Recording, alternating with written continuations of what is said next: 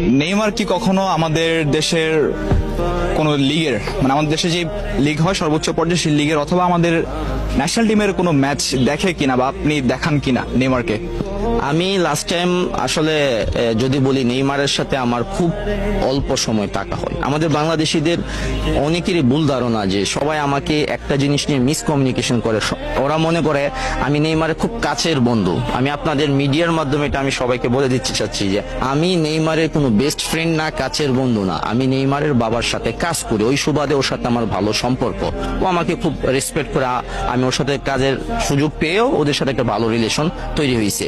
আমি সবসময় নেইমারের বাবাকে আমাদের বাংলাদেশের ফুটবল, বাংলাদেশের ক্রেজিনেস, বাংলাদেশের সবকিছু নিয়ে বলি, কারণ আমার বেশিরভাগ সময়টা তার বাবার সাথে কাটানো হয়। ও সবসময় বাংলাদেশের, বিশেষ করে ও যখন ইনস্টাগ্রাম বলেন, ফেসবুক বলেন, যতগুলা রেড সোশিয়াল আছে সবগুলাতে আপনি যদি দেখেন থার্ড বা ফোর্থ ওর